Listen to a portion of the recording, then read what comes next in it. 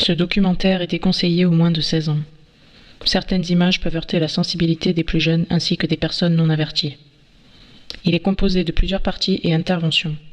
Vous pourrez retrouver en description sous cette vidéo une liste horodatée des passages en question. Bon visionnage.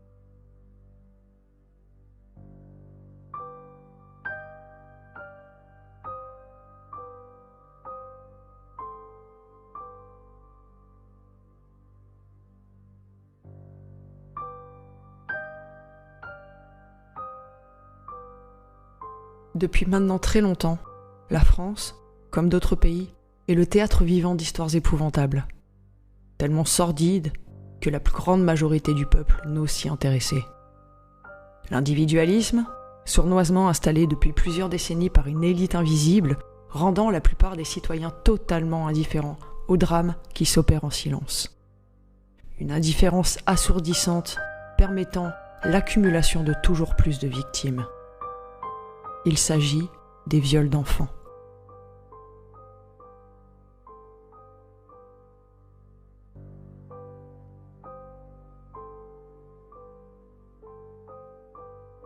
Démarrons par un constat. Sauf en de rares exceptions, les journalistes de tous bords ayant abandonné ce combat depuis maintenant trop de temps, vendant âme et conscience pour le prix de la tranquillité que leur offre ainsi leur hiérarchie, abandonnent l'idée d'aborder ces sujets. Cela eut pour résultat qu'avec les années, le sujet devint tabou et les innombrables victimes virent leur droit de parole leur être soustrait. Nous sommes bien loin des documentaires honnêtes, ou presque, à la Élise Lucet, aux interviews qui ne disent pas tout, à la Beneux, qui, comme ses confrères, n'ose mentionner ne serait-ce que le nom des affaires sur lesquelles il ou elle ont travaillé. Voilà le courage actuel de nos journalistes et de nos médias en 2020. L'argent, l'emploi, la tranquillité, en échange du silence pouvant ainsi contenir la révolte populaire en France contre ces réseaux organisés et gérés au sein même des gouvernements. Mais cela, au prix des victimes toujours plus nombreuses, dont ils ne prennent plus la défense. Voilà l'état du pays. Un pays où le viol des jeunes âmes innocentes et sans défense, l'inceste et sacrifice d'enfants en offrande à une entité que nos gouvernements portent avec fierté et à la vue de tous, sont des crimes sur lesquels nul n'a le droit d'enquêter. À travers ce documentaire, qui ne serait assez long pour exposer l'entièreté de la situation, nous essaierons d'être le plus concis possible, afin qu'il puisse être compréhensible à la plus grande majorité. Il ne sera question de rentrer en détail dans toutes les affaires que nous connaissons. Il y en a bien trop. Mais un tour d'horizon de ces dernières devrait pouvoir retirer le dernier clou de ce cercueil du silence que l'État a mis en place en France avec la collaboration honteuse de la police, de la justice et des journalistes. Viol d'enfants, à quand la fin du silence ? Le 27 mars 2000, Élise Lucet présente le reportage sur Pierre et Marie. Il est alors question de viol en réunion, précisément de viol rituel dans un hôtel chic de Paris, où les enfants décrivent avec un effroi palpable des abus et des meurtres de jeunes âmes pouvant aller jusqu'au nouveau-né, par des adultes, vêtus de longues toches blanches arborant un rectangle en leur centre. Toute l'affaire est anonymisée, allant jusqu'à taire le nom de la juge Collabo, qui prononcera le non-lieu. Dès lors, nous pouvons sentir l'odeur, même à cette époque, du lourd silence qu'entourent les affaires des réseaux pédophiles, pour ne pas dire pédosataniques. Toutes les personnalités mêlées à cette investigation sont, de façon très opaque, dissimulées derrière un anonymat insoutenable. Suspects, coupables, juges, magistrats, tous à la même enseigne. Suite à la mise sur écoute du père en question, nous apprenons qu'il aura le bras suffisamment long pour connaître directement depuis le bureau du juge et du procureur l'avancée de l'enquête. À peu plus tard, nous découvrons ensuite un peu plus en profondeur ces incohérences avec le milieu de la magistrature. À ce stade, nous pouvons déjà palper la corruption qu'occupent ces milieux, mais surtout le lien répété selon les affaires entre ces personnes suspectées d'appartenir à des réseaux pédophiles et les plus hautes instances judiciaires de notre pays. Les experts mandatés pour examiner les accusations des enfants seront tous formels. Ils ne mentent pas. Pourtant, aucun de leurs rapports ne sera pris en compte durant le procès. Les écoutes téléphoniques, quant à elles, seront éludées, mettant bien trop en évidence les liens entre l'accusé et les services mêmes qui seront en charge de rendre un jugement. Sans trop de surprise, un non-lieu sera rendu avec la mention de rétablir le partage de la garde des enfants avec le père accusé. La mère essaiera malgré tout de se battre jusqu'au bout et obtiendra en Suisse, auprès de Georges Glatz, responsable de l'association du CID, le témoignage pouvant faire réouvrir le procès grâce à des enfants victimes dans d'autres affaires qui, sur photo, pointeront du doigt les mêmes accusés.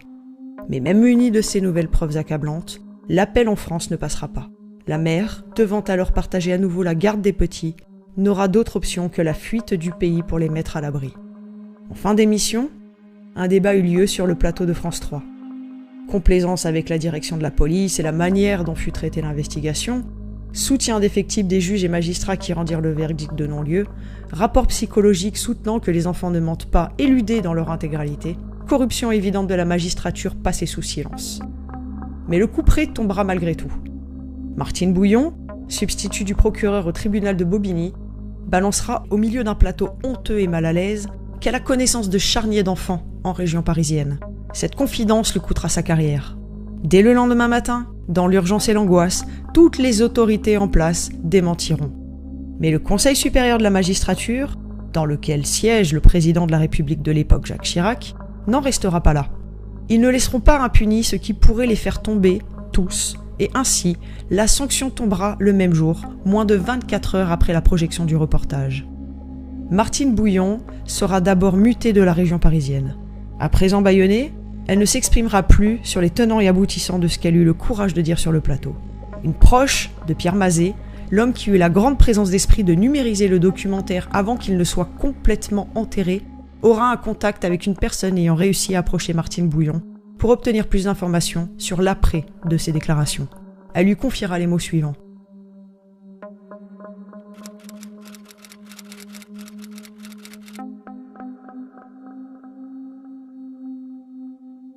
Le haut magistrat qui lui assigna l'ordre de mutation, Michel Joubrel, fut par la suite mis en examen pour pédopornographie. Au dire des enquêteurs, certaines des 10 à 15 000 photos pédophiles saisies chez ce magistrat étaient à la limite du supportable. Les membres du réseau dont il faisait donc partie s'échangeaient des photos de viols d'enfants et de bébés. Michel Joubrel sera condamné. Il n'écopera donc que de 8 mois de prison avec sursis. Sursis ou acquittement, concrètement dans les faits, aucune différence. L'affaire, ainsi que la médiatisation de ce genre de cas s'arrêtera là. Le tabou absolu doit être installé. Plus aucune affaire de réseau mêlant le territoire français ne sera plus jamais exposée à la télé. Été 2019, l'affaire Epstein était en train de faire grand bruit, et c'est à ce moment précis que le gouvernement français ordonna secrètement ce que nous qualifierons de vol de biens publics, le reportage d'Élise Lucet par l'Institut national de l'audiovisuel, autrement dit l'INA. Rappelons que ce reportage fut intégralement financé par les citoyens français puisque se trouvant sur une chaîne publique, fonctionnant donc grâce à nos impôts. Dès la mise sous dépôt du documentaire dans les registres de l'INA, toute personne diffusant des extraits ou son intégralité, tels que sur YouTube, virent leur chaîne sanctionnée et la vidéo immédiatement retirée. Pourquoi ? À cela plusieurs théories.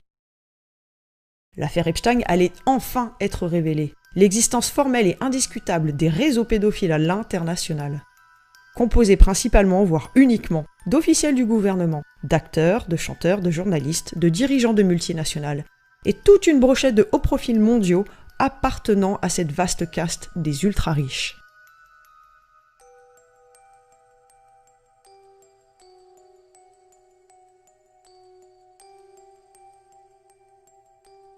La vaste majorité d'un peuple totalement sous perfusion, à la limite de la léthargie, nourri de mensonges à outrance de la part des autorités et de leurs sous-fifres médiatiques, ayant pour unique objectif la désinformation du public, n'allait pouvoir taire une telle affaire. Comment l'aurait-il pu ? L'affaire faisait les gros titres à travers le monde. Et si dans un réveil brusque, une partie de la population se penchait sur le sujet, c'est sur viol d'enfants probablement, le reportage d'Élise Lucet qu'il tomberait. Bien que vieux de 20 ans, il fallait absolument empêcher toute diffusion de ce reportage. N'oublions pas que l'avocate du père de Pierre et Marie se nommait Monique Smadja Epstein. Vous comprenez où se situe le problème ? Des individus curieux de savoir de quoi il est question, interrogeant par des mots-clés contenant Epstein, les moteurs de recherche ou YouTube, pourraient tomber sur des traces de cette vieille affaire. Permettre aux gens de relier dans leur tête les deux affaires serait un suicide collectif pour la caste en question. Donc, le gouvernement macroniste prit les choses en main et demanda le dépôt du reportage dans les archives de l'INA, le rendant inexploitable et indiffusable. Il s'agit là, comme tout le monde le sait à présent, d'un réseau pédophile, mêlant tout autant à des trafics d'armes, d'uranium, d'espionnage, d'attentats, de corruption, à condition de prendre le temps de remonter l'argent et les sociétés écrans de cette affaire. Pour les médias français, cela se limitera à des viols d'adolescentes.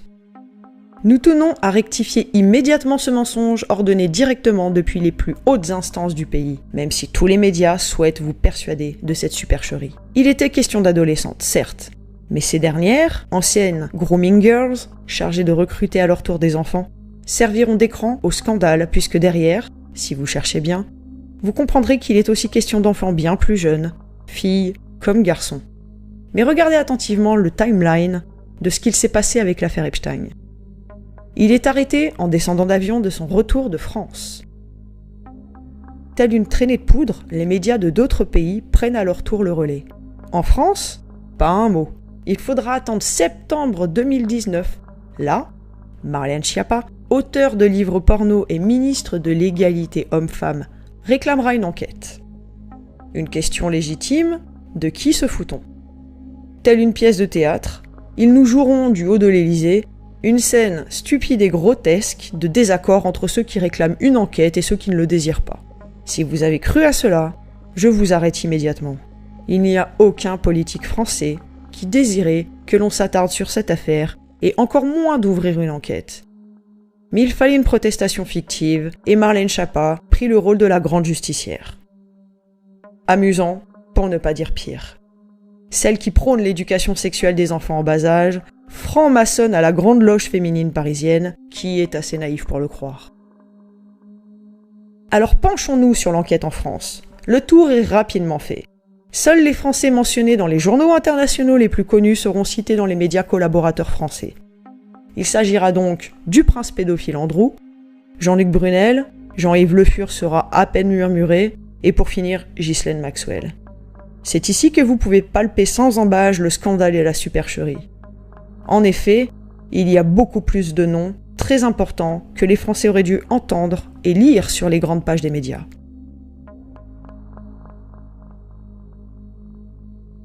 Pour simple exemple, Linda Pinto et de son frère Alberto, le décorateur d'intérieur de Jacques Chirac. Parlons aussi de Caroline Lang, la fille du pédophile notoire Jacques Lang. Ce dernier, ironie du sort d'être un imbécile, confiera à un journaliste avoir dîné plusieurs fois dans l'appartement avenue Foch de Jeffrey Epstein.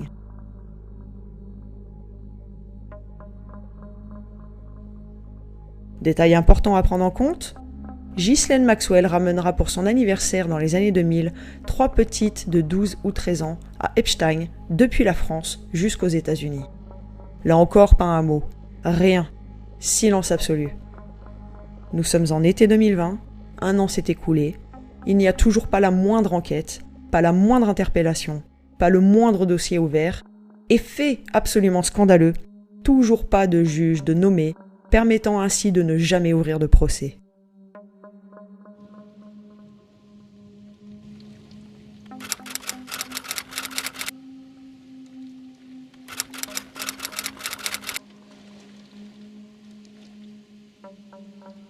C'est là que tout se joue.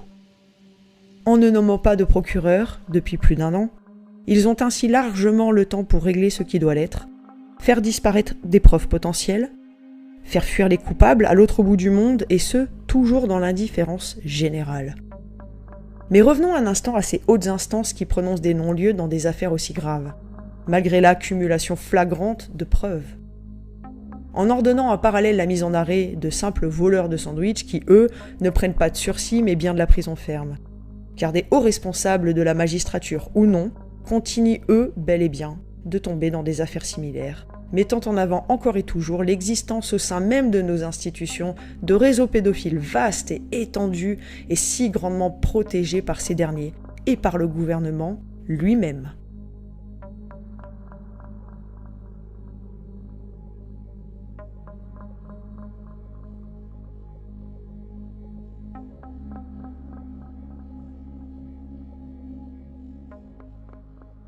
Il y a quelques semaines, un juge, président du tribunal des enfants à Dijon, fut attrapé pour avoir mis sa fille sur un site échangiste pour la faire participer à ses pratiques sexuelles à lui et à sa femme. Son nom, quant à lui, sera passé sous silence absolu.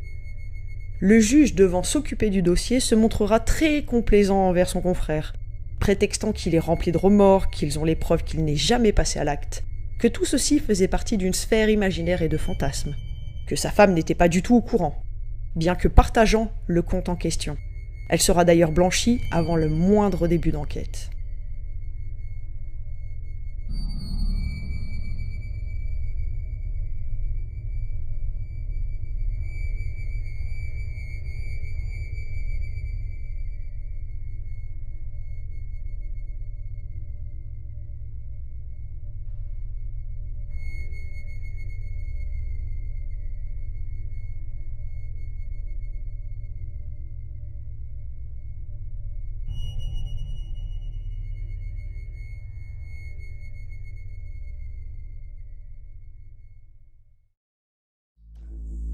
Ils ont enterré l'affaire espagnole, Opération Trinity. Seul Spoutnik écrira quelques rares lignes en français. 2 Français à la tête de ce réseau, mettant en lumière plus d'1 million de fichiers pédos. Un réseau qui était en train, grâce au soutien des services sociaux espagnols leur procurant des jeunes garçons, de mettre en place des formules voyage tout compris pour le Maroc, où les petits garçons allaient être fournis avec le voyage, l'hôtel. À présent, il est l'heure de dévoiler notre enquête sur ce réseau. Nous avons cherché des médias, des policiers, des journalistes, prêts à nous seconder pour faire exploser l'information. Nul n'a répondu présent. Alors aujourd'hui, nous prenons ce risque, seuls et sans filet, et nous allons vous dévoiler ce que nous avons trouvé. Les réseaux ne doivent plus être protégés, et notre engagement dans ce combat nous impose de l'exposer. Peu importe les risques. D'abord et brièvement, sachez que ce réseau opère depuis au moins 40 ans. Les têtes changent, certaines têtes tombent, mais le réseau prospère à travers le monde et en Europe depuis des décennies. Dans les années 80, un réseau tombe aux USA, mettant en lumière le plus gros trafic pédopornographique du pays à l'époque. Les contenus pédos proviennent d'Europe. Le réseau continue et tombe à nouveau dans les années 90.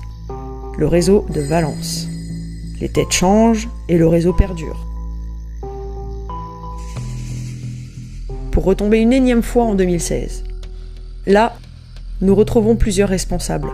D'abord les secondaires, dans les noms de Miguel Aviles Fernandez, Martin Rafael Chanza Almudever, José Cardona Serra, Fernando Aguilera Garrido, Youssef en Nassiri, puis les dirigeants principaux dans les noms de Christian Arson et Jean-Luc H. Baker, souvent nommé Jean-Luc H.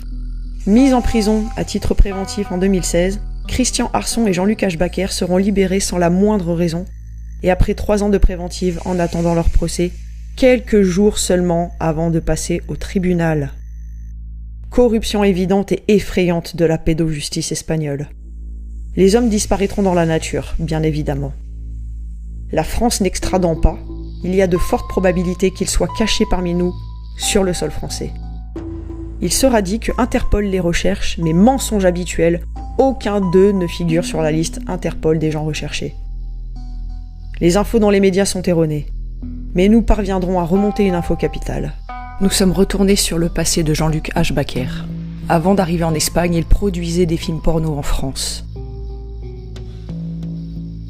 Et il travaillait pour Michel Ricot et Gérard Menou. Gérard Menou, aussi connu comme le roi du porno en France à l'époque, travailla avec Daniel Messinger, premier fournisseur en matériel vidéo de Gérard Menou. Des extraits de ces dites productions furent retrouvés dans les CD-ROM de Zandvoort. Messinger était en relation avec Nioul et Dutroux et fut à l'époque inculpé pour viol sur des enfants de 8 à 12 ans.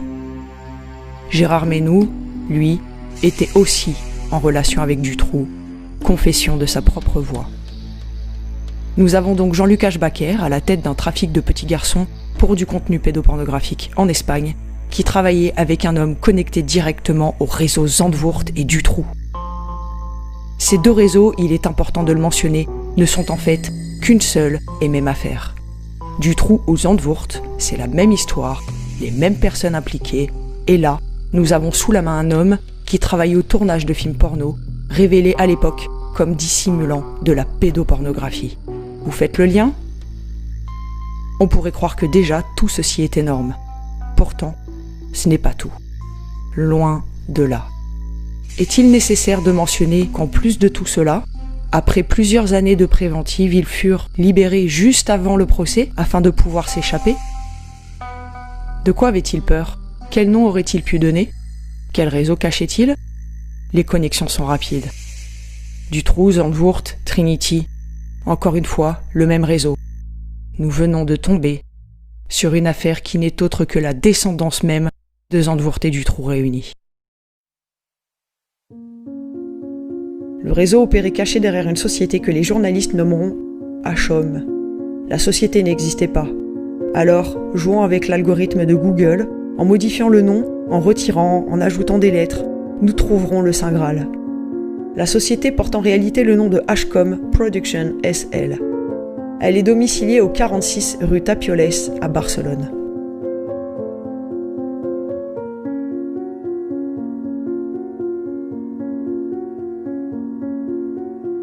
Sauf qu'à cette même adresse figure une seconde société portant le nom de Sale Adult Line Only SL. Traduisons, vente adulte seulement. Cette société appartient à Frédéric Ernest né Sanson. Une société au nom évocateur qui est domiciliée à celle de HCOM SL, dissimulant un trafic pédophile. Mais nos trouvailles ne s'arrêteront pas là. Dans les registres du commerce espagnol, nous découvrirons avec stupéfaction que Jean-Luc Aschbacher était le gérant de Sale Adult Line Only. Les deux sociétés sont donc intrinsèquement liées. Alors pourquoi il n'est pas fait mention de cette dernière, ni du nom de son propriétaire ? Nous le comprendrons par la suite. Nous recherchons donc tous les Frédéric né Sanson du monde entier, précisément Frédéric Ernest né Sanson. Le deuxième prénom de cet homme vaut de l'or. Nous trouvons en France un Frédéric né Sanson. Accrochez-vous. Ce nom ne vous dit probablement rien, mais cet homme est très important. À ce stade, nous n'avions pas la preuve qu'il s'agissait du même homme, car aucun papier officiel ne mentionnait son fameux deuxième prénom. Et après des mois d'enquête, nous abandonnions l'idée de trouver cette fameuse preuve. La preuve que le Frédéric né Sanson français était bien celui portant Ernest comme second prénom. Jusqu'au jour où nous tombions sur le Saint Graal. Un vieux registre du commerce français, le seul n'ayant été modifié pour dissimuler les preuves mentionnant ce Frédéric comme portant en deuxième prénom Ernest. Il n'y a aucun autre homme portant ce nom complet. Cependant, avant de continuer, mentionnons une petite chose. Nous ne portons accusation de rien. Nous exposons les faits et le fruit de notre travail. Voici le profil de l'individu. Il eut fait campagne pour la République en marche de Macron. Il était le grand chancelier de la loge franc-maçonne Memphis Mizraïm International. L'homme, sur son profil Facebook, est très souvent en vacances au Maghreb, lieu où le réseau espagnol avait prévu de monter ses hôtels all-inclusive pour pédophiles. Et accrochez-vous encore. Il a une société parisienne se situant à 5 numéros de l'appartement de Jeffrey Epstein, avenue Foch. Cela fait beaucoup trop pour croire que tout ceci est une coïncidence.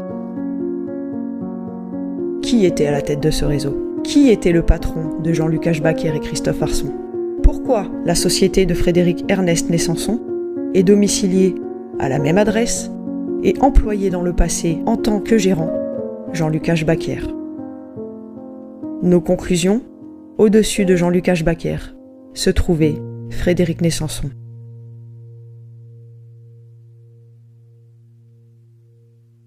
Rappelez-vous, ils ont enterré l'affaire Dutroux en Belgique, allant jusqu'à éliminer les témoins. 30 témoins assassinés, passés sous la coupe du suicide. Remplacement du juge qui semblait enclin à offrir la justice, menace de mort afin que son travail ne soit pas fait correctement. Les hauts profils accusés ne seront jamais investigués. Bref, un scandale judiciaire qui reste à ce jour impuni. Ils ont enterré l'affaire Zandvoort. L'homme les ayant découverts sera fortement puni. Monsieur Vervlossen, jeté en prison pour ne s'être soumis à la pression, sera jugé pédophile et décédera derrière les barreaux. Pour la justice, les victimes n'existent pas. Les parents français reconnaissant leurs enfants sur les CD-ROM recevront l'insulte que ce sont des sosies. La ministre Guigou mentira en plein direct durant le journal télévisé français, se disant prête à recevoir les CD-ROM pour les étudier, alors qu'elle les possédait depuis plus d'une année. Sont dans le CD-ROM que nous ne disposons pas. La justice a demandé, y compris aux journalistes qui peuvent posséder ce CD-ROM, de les communiquer à la justice. Tout le monde ment. Personne n'enquête. Le parquet de Paris, par l'intermédiaire du juge Yvon Talec, qui dira, et je cite, que la plupart des clichés pédopornographiques furent pris avec l'accord des enfants et des parents, que les photos sont vieilles, qu'il faut minimiser. Ils concluront tout cela avec Frédéric Malone, commissaire divisionnaire de la direction centrale de la police judiciaire qui, à l'époque, nous affirmera sans cligner de l'œil que les réseaux n'existent pas.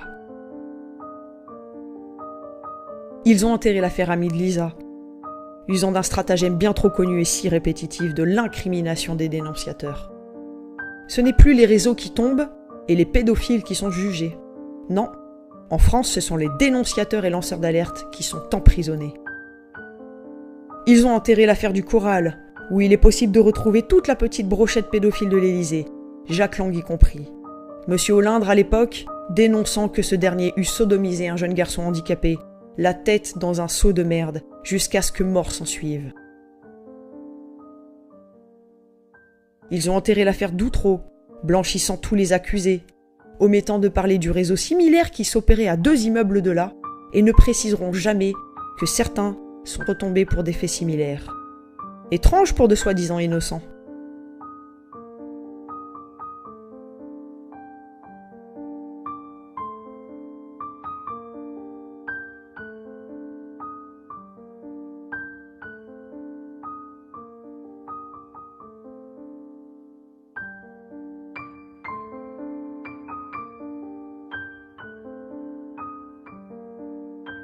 À la place, ils instaureront, en tant que ministre de la Justice, Dupond-Moretti, le coupable de tous ces acquittements dont il est question. Personne ne semble faire le rapprochement qu'un tel avocat fut désigné pour représenter un groupe de pédophiles sans le sou et vivant en HLM. Un ténor du barreau, pro de l'acquittement, défendant des petites gens de quartier populaire dans une affaire où les enfants victimes nomment des notables comme étant les agresseurs. Comprenez-vous à présent ? Ils ont enterré toutes les affaires de réseaux pédophiles, car toutes mentionnaient à un moment ou à un autre un magistrat, un franc-maçon, un juge, un responsable des services sociaux, un directeur d'association pour enfants, ou une tête politique œuvrant pour ce gouvernement ou un précédent. Ils enterrent tout ce qui pourrait remonter aux plus hautes instances du pays. La désinformation obtenue par le bras armé de nos dirigeants s'opère par l'intermédiaire des médias. Pas un en particulier, mais tous. D'un commun accord, nul n'a autorisation de faire étalage de ces réseaux qui sont pourtant sous votre nez. Et le réseau espagnol ne fut jamais, au grand jamais mentionné dans aucun média français. Quelle conclusion en tirez-vous ?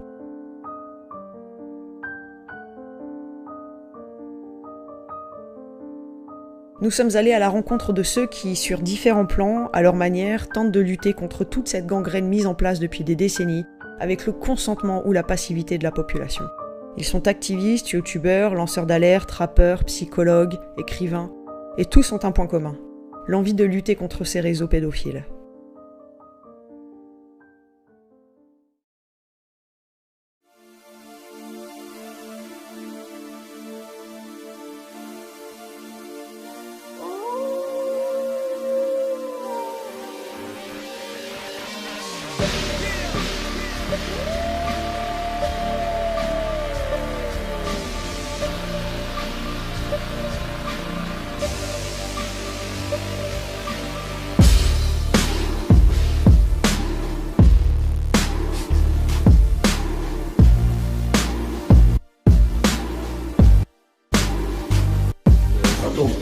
tourne, action, hop, tac tac. Attends. Donc on fait cette vidéo pour F Society. Qui nous sommes SKS Crew. C'est un groupe de musique, un groupe de potes où on fait de la musique. On est orienté sur le rap plutôt. Ça. Un groupe engagé, même si on n'aime pas vraiment le terme, ça fait un peu super-héros, mais disons qu'on fait ça avec le cœur et qu'on aime bien évacuer les choses qui nous touchent à travers l'écriture, la musique, les thèmes qu'on aborde, voilà. C'est un groupe qui existe depuis 2001. Depuis 2001. Et c'est vrai que depuis 2001, on a commencé un peu le rap justement pour exorciser tout le mal-être qu'il peut y avoir en nous, déjà en tant que jeune, après en tant que jeune adulte et après en tant qu'adulte. Voilà, donc on a trouvé le moyen de se défouler, de dire tout ce qui nous dérange par le biais de la musique. On a toujours été aussi révolté par rapport aux injustices, tout ce qui est injustice dans le monde, quelle qu'elle soit. C'est quelque chose qui nous touche, qui nous pousse à avoir un cri du cœur un petit peu, je pense. Après voilà, qu'est-ce qu'on peut dire de plus, on a quelques morceaux qui sortent du lot dans l'œuvre artistique du SKS Crew et notamment La Loi du Silence. Ouais, déjà Skyrock là. Oui. Petit attentat Ça a commencé avec ça d'ailleurs. Ça a commencé avec ça. Ouais. Exactement. Donc c'était un freestyle pour la radio Skyrock. À l'époque c'était des trucs par téléphone que tu faisais en direct. Et donc, ils font plus en direct d'ailleurs depuis. Ils font plus en direct depuis ça, c'est vrai. T'as cassé le délire. Hein. Et juste un dernier petit mot également que je voudrais adresser à monsieur Pierre Bélanger, qui est un sataniste, pédophile, incestueux. Ok, vas-y, coupons, attends, c'est bon. Il n'y a plus de direct, il y a un décalage de 10 minutes, je crois, un truc. C'est ça. Et du coup, on avait profité de cette petite porte ouverte pour faire passer un message. Le message est passé pendant le freestyle et au moment de faire les dédicaces, il y a une dénonciation par rapport à Pierre Bélanger, donc, qui est le patron de cette radio-là, qui a des casseroles de choses un petit peu obscures derrière lui. Ouais. Et donc cette intervention a été censurée en direct et ça a fait un espèce de buzz auquel on ne s'attendait pas. Ça c'est la première fois où réellement on fait parler de nous. Après il y a eu, suite à cette censure-là, le morceau Le Lot dans la Bergerie, qui a renfoncé le clou, on va dire, pareil, avec qui a été plutôt bien reçu. Et après, c'est La Loi du Silence, en fait. Ça, c'est les 3 strikes. Exactement, ouais. C'est des sons qui n'ont pas été faits pour buzzer, mais c'est vrai que c'est des sons qui ont fait parler, qui ont beaucoup fait parler à l'époque et qui ont été beaucoup partagés et relayés par des médias dissidents de l'époque. Et ça fait parler, ça a permis aux gens de s'intéresser à nos œuvres, à nos morceaux. On a nos métiers respectifs qui nous permettent de gagner nos vies et c'est vraiment un passe-temps. Un défouloir. Un défouloir. Vu la période actuelle qu'on vit, c'est vrai que arrêter, ça va être compliqué. D'ailleurs, quand on a commencé, on savait même pas, c'était pas spécialement le créneau engagé, c'est naturellement qu'on parle de sujets qui nous touchent. Voilà, donc depuis 2001.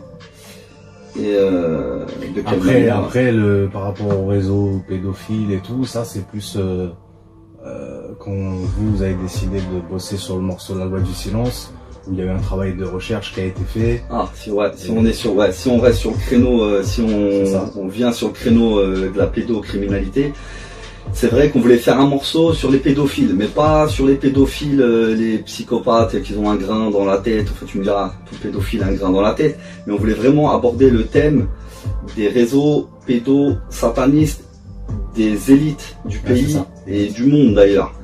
Et c'est vrai qu'on a commencé à faire des recherches. C'est un morceau, pour l'écrire, on a mis à peu près 2-3 mois. C'est-à-dire que je crois que c'est un des morceaux où on s'est plus pris la tête, parce qu'on voulait pas dire n'importe quoi, et partir sur des éléments factuels. Donc on a fait des recherches, on s'est fait très très mal à la tête et au cœur, parce que c'est violent, c'est d'une violence, c'est même incroyable. On a vu des choses. Pour l'écriture, déjà, pour vous, l'écriture c'était complexe. C'était complexe. À digérer, et pour le montage du clip, là je vais parler en ce qui me concerne, parce que moi je suis pas sur le morceau, mais j'ai contribué au montage du clip. quand tu reçois les rushs des nombreux documentaires, il faut que tu tries, que tu regardes intégralement pour savoir quelle partie tu vas prendre, tu vas intégrer dans le clip de La Loi du Silence. Ça fait un... Ah, cette période-là, on s'en souvient encore, c'était 2014. 2014, je crois. 2014. C'est que déjà, le morceau, on l'a réduit. Il était censé être beaucoup plus long. On l'a réduit et à un moment, on s'est dit, on arrête. Parce qu'on était parti vraiment, on s'était focalisé sur ce thème-là, sur les recherches et plus tu creuses, plus tu trouves des trucs de dingue, plus tu creuses, plus tu trouves des trucs de dingue et au final, franchement, c'est quelque chose d'assez... c'est dur pour des personnes un peu sensibles, un peu fragiles. Ça peut même, je pense, poser des problèmes. Ça peut être... t'en fais des cauchemars faciles. Hein. C'est une torture. Après, le truc qu'il y a, c'est que quand tu es pas au fait des détails de ce genre d'affaires, et que tu dois tout assimiler en très peu de temps, c'est un dématrixage agressif et hyper rapide. En tout cas, à l'époque, on se disait, il faudra quelques années avant qu'on remette les mains dans un thème similaire. Ouais, c'est des choses inconcevables en fait. C'est des choses qu'un être humain, quelqu'un qui s'est jamais renseigné sur justement les réseaux pédosatanistes, tu lui dis, il va dire c'est pas possible, t'es complètement barjot, c'est impossible de pouvoir faire des actes tels sur des nourrissons par exemple. Contre nature. Rien qu'en reparler, rien qu'en reparler là justement, ça fout les nerfs. Donc voilà, ce morceau 2014. Quand il est sorti, on était étonnés. Je crois que la première journée, ça commence à monter et à 250 000 vues, ça a sauté notre page YouTube. Ah, il a été striké, ouais. Il a été striké une première fois. On a essayé de le remettre en ligne, c'était impossible. D'où YouTube qui nous a dit si on le remet, notre chaîne elle saute. Elle strike. Mais pourtant on avait activé, tu sais, le truc de moins de 18 ans. Là. Moins de 18 ans, c'est-à-dire si t'es mineur, tu pouvais pas regarder la vidéo, fallait que t'aies un compte YouTube, etc. Bon, on avait quand même mis en garde aussi du contenu que tu pouvais trouver dans cette vidéo-là. Pour le public jeune, pour le jeune public. C'est ça. Et malgré ça, la vidéo a striké, alors que c'était des rushs basés sur des documentaires qu'on trouvait sur YouTube. C'est complètement incohérent. Et ce qui est marrant entre guillemets, c'est qu'aujourd'hui le morceau, il nous appartient plus. C'est qu'il a été publié, relayé par des personnes qu'on connaît même pas spécialement. Et c'est vrai qu'il reste plus beaucoup sur YouTube. C'est vrai qu'il reste quelques copies qui tournent encore, je crois 2 ou 3. Il y a plein de gens, ils ont des copies chez eux. Voilà, donc à chaque fois qu'ils le retirent, il y a d'autres personnes qui le remettent. Donc ça, ce morceau nous appartient plus maintenant. On va dire qu'il appartient au peuple. Exactement. Et c'est un peu, ça fait plaisir entre guillemets. Parce que c'est vrai qu'un sujet comme ça, c'est en 2014, on est en 2020 et pour des gens, ça reste encore quelque chose d'impossible. Mais les gens commencent à maintenant se réveiller un peu grâce à justement au travail que Revo fournit, qui est beaucoup plus recherché, beaucoup plus détaillé. Mais c'est vrai qu'en 2014, on était un peu pris pour des ovnis à l'époque, des complotistes, sachant qu'on n'a jamais été attaqué sur le clip, parce que tout ce qu'on dit pourrait être attaqué, mais bon, c'est factuel. Avec des preuves, comme dit Zirko, qu'on retrouve sur le net. Nous, on n'a rien inventé, on a juste fait un travail de recherche, on a résumé ça et on l'a mis sous forme de musique. C'est un genre de travail de journaliste en réalité. Ouais. C'est un travail journalistique où tu essaies quand même de vérifier tes sources et tu te renseignes et puis du coup tu as une piste et tu creuses cette piste-là et puis tu découvres autre chose et ainsi de suite. Et à la fin, nous sur ce morceau-là, c'était essentiellement le dossier Zandvoort. C'est ça. Mais il y en a tellement d'autres. Qui sait, peut-être qu'un jour, c'est vrai qu'aujourd'hui avec tout ce qui se passe, l'affaire Epstein, j'allais t'en parler, c'est du coup l'affaire Epstein en fait ça démocratise un peu aussi le sujet aujourd'hui en 2019-2020. Les gens, quand tu commences à parler de réseau et tout, les gens prendront peut-être un peu moins pour un illuminé qu'à l'époque en 2013-2014. On dit vas-y avec tes trucs là, laisse-nous tranquilles. Tu vois. Mais c'est violent. C'est vrai que si demain on doit refaire un morceau comme La Loi du Silence, on va devoir remettre les pattes dedans et on sait à quoi s'attendre, sachant qu'aujourd'hui il y a beaucoup plus d'éléments à disposition. Voilà, c'est pas à Revo qu'on va apprendre ça, mais c'est vrai que c'est possible qu'il y ait un Loi du Silence 2. Pas à l'immédiat, mais là avec tout ce qui se passe, c'est vrai qu'on commence à... On y pense. Ouais, on y pense. Comme aujourd'hui, pas de concert. Les obstacles, c'est que, en fait, comme tu disais la dernière fois, si tu veux faire carrière dans la musique, tu prends ce que nous on a fait, tu fais pas tout l'inverse. Voilà. Tu fais exactement tout l'inverse et voilà, tu seras au sommet. Donc pour des artistes, des concerts, exactement, pour des artistes qui veulent aller loin et ouais, faut éviter de faire ce qu'on fait. Après, pour nous, quand t'es artiste, faut faire ce qu'on fait. Donc c'est un peu contradictoire, mais c'est vrai que quand t'abordes certains sujets, va falloir oublier les radios, les concerts, sauf si tu les fais toi-même, c'est ce qu'on fera peut-être par la suite, nous, organiser nos propres concerts, on sera obligé. Et distribution, il va falloir te débrouiller tout seul. Nous, on nous a jamais dit texto, non, on veut pas de vous, vos thèmes et tout. Mais on nous a fait comprendre ou voilà, on nous a fermé des fois les portes ou carrément. Bah c'est simple. Dès que nous on a essayé d'organiser ou de participer à des concerts qui sont organisés autour des villes où on réside et tout, il y a toujours ce qu'ils appellent une commission pour écouter les artistes. Et voilà, en gros c'est une réunion. Tac, voilà, il y a tel artiste qu'on veut passer, ça écoute dans les grandes lignes l'œuvre de ce qu'il y a à proposer. Et nous, évidemment, gentiment, on nous a toujours fait comprendre que c'était pas possible. C'était complexe par rapport au thème abordé, c'est trop sensible, c'est trop ceci, cela. Même si c'est des gens en interne qui sont entièrement d'accord avec notre message, il y a des subventions de l'État pour certaines mairies, pour certains, c'est compliqué. Ils peuvent pas se mettre en porte-à-faux au niveau de l'association pour juste faire plaisir à SKS Crew et les mettre sur scène et tout. Donc voilà, ça, on a bien compris que c'était pas pour nous. Après, signature en maison de disque ou major ou quoi que ce soit, ça n'a jamais été notre délire, mais même si c'était le cas, et ça ne sera pas. Enfin, on vient pas de démarcher, tu vois, clairement, on n'a jamais reçu de proposition, quoi que ce soit. Sans désillusion de notre part, parce qu'on a totalement conscience qu'on se... déjà, rien que de toute façon, déjà, rien qu'à voir, les featuring. Après, voilà, donc, c'est quand tu vois les featuring, les gens qu'on côtoie, des artistes plus ou moins connus, à qui on demande de faire des featuring avec nous, ou à qui on s'entend bien, on se dit tiens, pourquoi on ferait pas un morceau.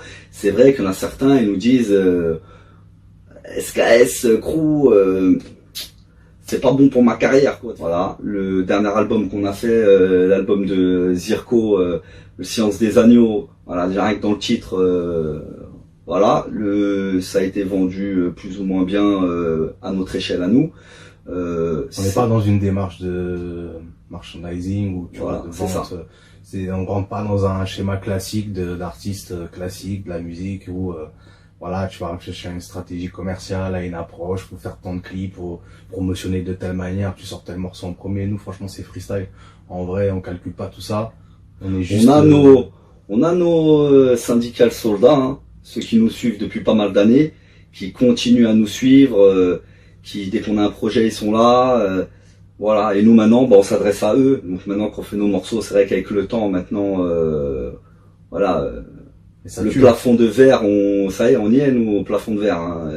Et, écoute, on vit avec assez bien. Et puis voilà, on a fait la connaissance avec Revo, donc c'est que même nous, c'est pas mal aussi ce qu'on fait. Le travail est reconnu, notre travail. Donc écoute. Non, ça tue, nous sans regret. Si c'était à refaire, on referait la même en 10 fois pire, ça se trouve, tu vois. Mais franchement, là, l'avantage qu'on a, c'est que on peut, sans rougir, faire écouter notre musique, même si elle est violente, à nos proches, à nos parents, à nos frères, nos sœurs, tu vois, sans se dire, ah, la honte. Ou plus tard, nos enfants. Nos enfants, quand ils écouteront nos sons, ils verront que, papa, il a fait de son mieux, hein, avec les moyens du bord, comme on pourrait dire. Hein. Avec ses outils. Nous, notre outil, c'est la musique. Mais on s'en sert pour véhiculer un message, et je pense pas qu'on est sans limite, hein, sans limite, on se fixe aucune barrière, hein, les gestes barrières. Et après, les obstacles, pour venir aux obstacles, ça nous impressionne pas, ça nous étonne pas, et ça depuis pas mal d'années, hein, c'est pas d'aujourd'hui. Hein. Nous, on faisait de la musique, il n'y avait pas internet, pour te dire, hein, pour les plus jeunes, il n'y avait pas internet, et déjà à l'époque, les mairies, elles aimaient pas trop, elles entendaient SKS, elles aimaient pas, tu vois, donc... On est un petit canard depuis le début, mec. Voilà, donc c'est pas gênant.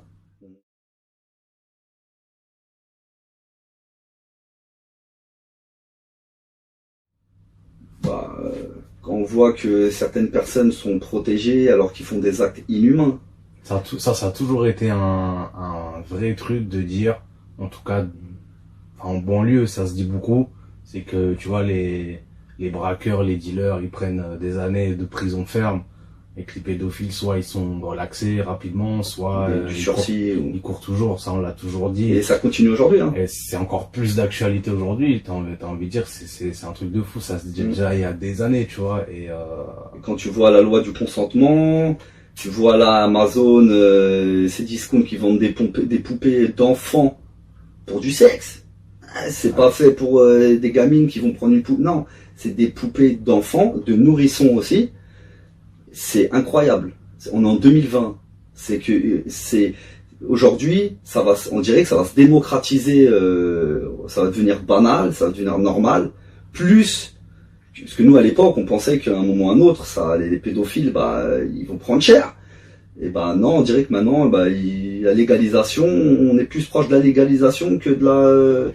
T'as l'impression qu'ils sont protégés par le haut du panier de la justice. J'ai l'impression que du coup c'est des fois on va prendre un exemple, on va le lyncher pour faire bluff, il y a quelque chose qui se passe, mais la plupart des dossiers n'aboutissent pas, ou pas en tout cas à la juste mesure, ou comme ça devrait être, tu vois.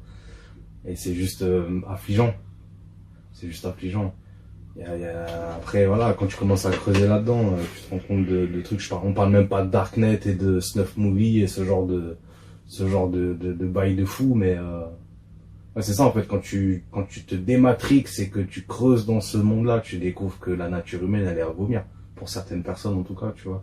Aujourd'hui tu peux mettre des corps qui soient déchiquetés sur Facebook, ça passe avant d'être censuré. Par contre quand tu commences à parler de réseaux pédophiles, là par contre cloupe pas, hein, dans la minute ton compte il a sauté.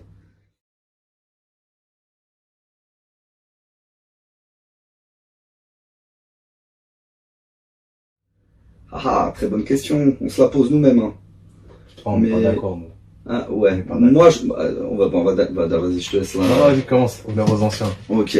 Moi, je pense que pour arriver à un certain niveau, que ça soit dans la justice ou dans n'importe quoi, hein, vraiment tout ce qui est médias, trucs d'influence, je pense qu'il faut qu'ils te tiennent par les couilles. Et dès qu'ils te tiennent par les couilles, entre autres, je pense par la pédophilie, on en parle sur le morceau, hein, que pendant des soirées privées, à mon avis, il y a des petites drogues qui tournent, on te fait faire des petits trucs bizarres, filmés et tout. Et je pense qu'à un certain niveau, ils te laisseront pas. Si t'es quelqu'un, t'es une grande gueule, t'es quelqu'un qui aime pas l'injustice, qui aime pas justement les abus sur les enfants. C'est mon avis personnel. Je pense qu'ils te laisseront pas aller haut dans la magistrature ou dans. Je pense. Ah, t'as peut-être raison. Alors, en tout cas, ils te tiennent. C'est pas possible. On est en 2020. On parle encore de loup solitaire. T'as déjà entendu une affaire sortir, un réseau démantelé? Non. Tout ce qui est pédophilie, ça reste des loups solitaires. Donc ça, je pense, c'est assez étrange. À un moment, il y a un bug quelque part dans la justice, et je pense pas que ça soit des dossiers perdus ou des. Non. C'est qu'à mon avis, il y a un très gros pourcentage. Ça bloque là-haut. C'est là où moi, du coup, j'ai une autre théorie. Encore une fois, on ne sait pas, c'est ce qu'on suppose, mais j'ai plus l'impression que c'est comme tu disais tout à l'heure, une élite qui est clairement corrompue et qui verrouille tout ce qui arrive d'en bas, tu vois, et qui fait que voilà, il y a certains dossiers qui n'aboutissent jamais, des gens qui sont suicidés de 2 balles dans la tête, ce genre de trucs, tu vois. Mais je dirais pas que c'est une majorité. Je suis convaincu qu'il y a des gens qui font ce métier-là, que ce soit dans la magistrature, dans la justice, dans la police, etc., et qui le font en pensant bien faire ou en pensant réellement faire un devoir honorable. Mais on les empêche. Et on les empêche, tu vois. Et comment dire, moi je pense que c'est une minorité qui tient, comme on va parler d'élite qui régit le monde, c'est ça, c'est pas la majorité par rapport au peuple, frérot, tu vois ce que je veux te dire. C'est-à-dire qu'on est plus nombreux que ces gens-là, mais ces gens-là ils ont accès à tout. Ah, mais de toute façon, et c'est eux qui mènent la danse. Voilà, pas donner un nombre, mais il suffit, tu vois, de 2-3 grands magistrats ou grands, tu sais, gens de justice et tout, qui soient corrompus pour te verrouiller tout ce qui est justice en France. C'est ça. Après, on espère que ça va changer, que ça va évoluer, qu'il y a peut-être des générations d'enquêteurs. Ça, je le souhaite. Je prie même des fois pour que l'élu, parmi les enquêteurs, les magistrats, arrive pour faire le nettoyage, parce que ça ferait du bien à tout le monde. Et surtout, voilà, comme on disait, les enfants, quand on commence à y toucher, c'est les adultes de demain. Donc, quand tu touches des gosses, t'en fais peut-être des monstres de demain, hein, parce que il y a aussi des choses bizarres. Mais bon, là, Ah bah là, récemment, t'as les bails d'adénochrome Voilà. et compagnie. C'est tout frais, mais bon. C'est la continuité de toutes ces choses-là qui s'accumulent depuis des années, quoi. Et ah oui, un grand ménage à faire dans la justice mondiale, hein. Pas que en France, mais... Mais je pense que le pourcentage, moi, perso, je pense qu'il est au-delà des 50%.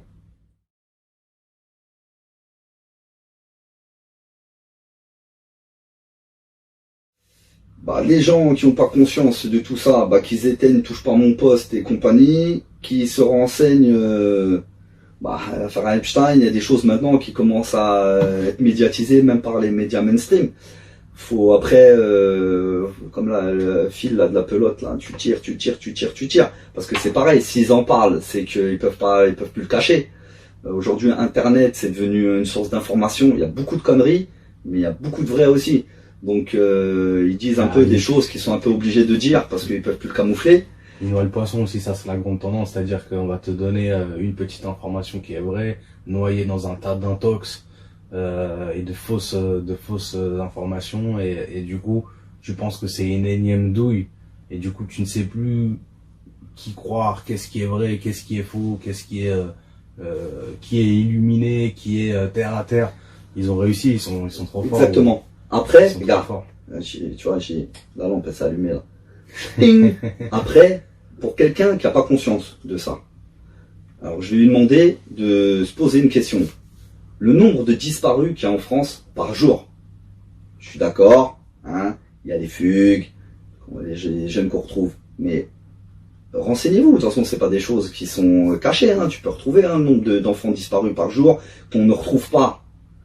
Donc, quand tu fais le bilan à l'année, le nombre d'enfants qui disparaissent, ok, il y a le trafic d'organes, il y a le trafic d'êtres humains, tout ça. Mais, creusez. Aujourd'hui, on a toutes les capacités de pouvoir trouver réponse à des questions qu'on pouvait pas répondre il y a quelques années. Donc après, les gens, faut qu'ils se soucient un peu d'autrui. Je sais qu'on est dans un monde individualiste où le but, c'est que tu t'occupes que de ta gueule. Mais à un moment, je sais pas, t'as de la famille, t'as des frères, des sœurs, des enfants, des nièces, des neveux. Je sais pas, faut que les gens se soucient un peu d'autrui. Et à ce moment-là, peut-être qu'ils feront des recherches. Tu vois, Hollywood et tout, c'est pareil. Je voulais juste rebondir sur ça, sur le monde du cinéma, le monde de la musique, etc. On dirait que c'est, comment dire, quand tu vas en parler comme ça, sans donner d'exemple et tout, ça peut paraître farfelu. Mais on dirait, gros, pour être connu dans le monde du cinéma, on dirait c'est un test à passer. Il faut que tu passes un test comme ça. Je crois que même à l'heure actuelle, même dans la musique, mon ami. Combien sont pourris là-dedans? Il y a des bails des centaines d'acteurs qui sont trempés dans des histoires comme ça. Il y en a quelques-uns qui dénoncent, ils se fracassent dans tous les sens. C'est affolant. Et moi, juste pour rebondir sur ce que tu disais tout à l'heure, si toi qui regardes cette vidéo, t'as un ego, t'as un minimum de dignité, et que tu refuses qu'on insulte ton intelligence, essaie juste de te renseigner sur ce genre de monde parallèle qui existe, le Darknet, les snuff movies, toutes les symboliques pédophiles dans les fêtes, les rituels. Les rituels, ce qui est mis aux fenêtres.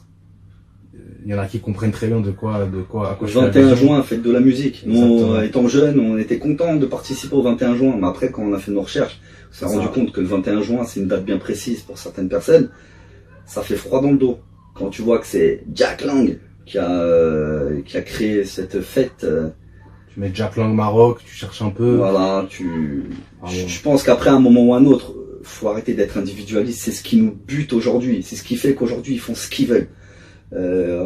Pareil, les phénomènes des gilets jaunes, les manifs, tout ça et tout, on voit très bien les gens, ouais, ils manifent tous les oui, on est dans un monde de gens qui pensent qu'à leur gueule, c'est incroyable, et on va tous morfler si personne ne réagit, et toi, comme moi, comme lui, tout le monde. C'est ça. Donc dites-vous aussi que ça n'arrive pas qu'aux autres. C'est ça.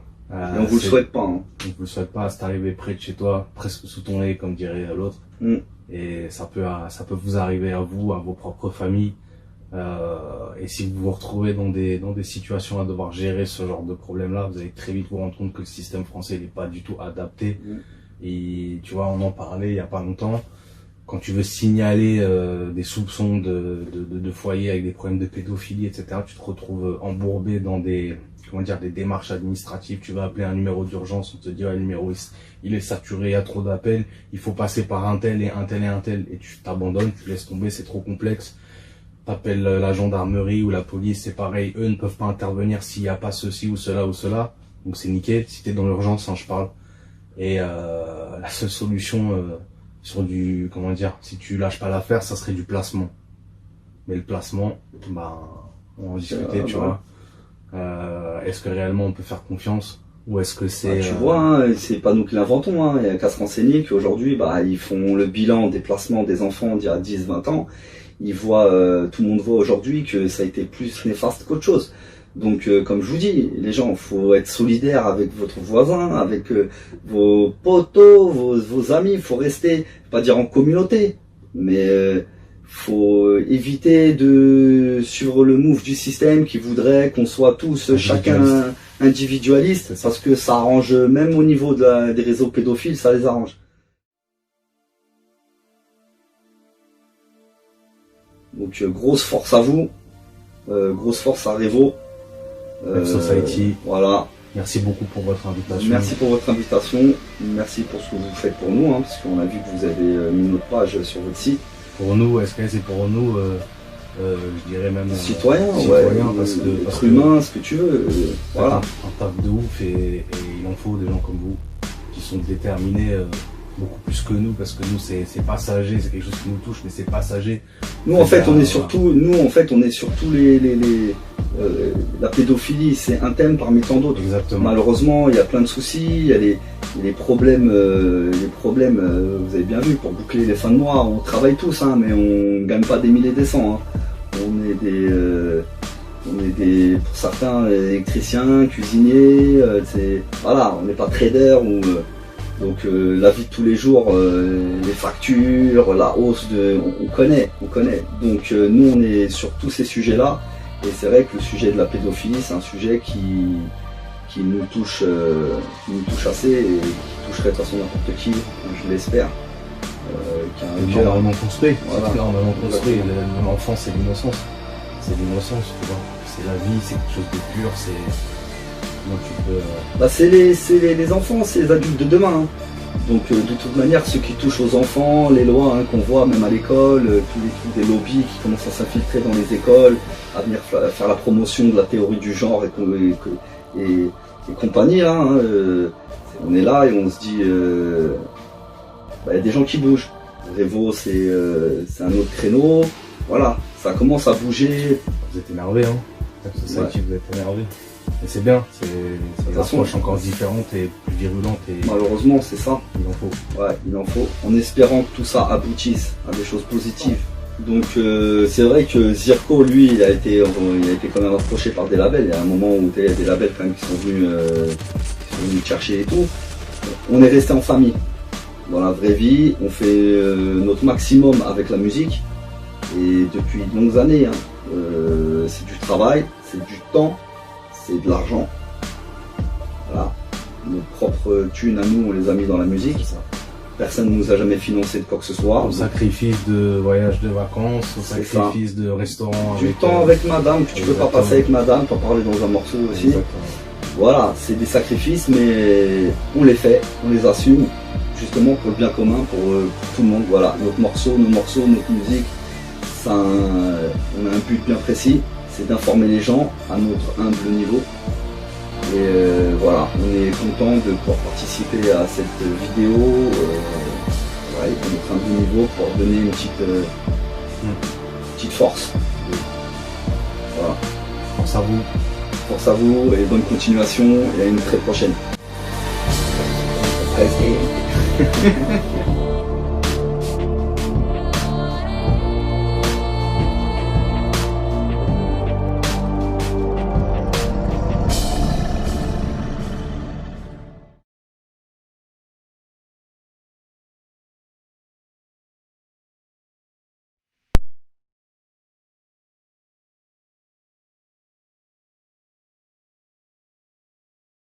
Catholique depuis que la France est catholique. Voilà.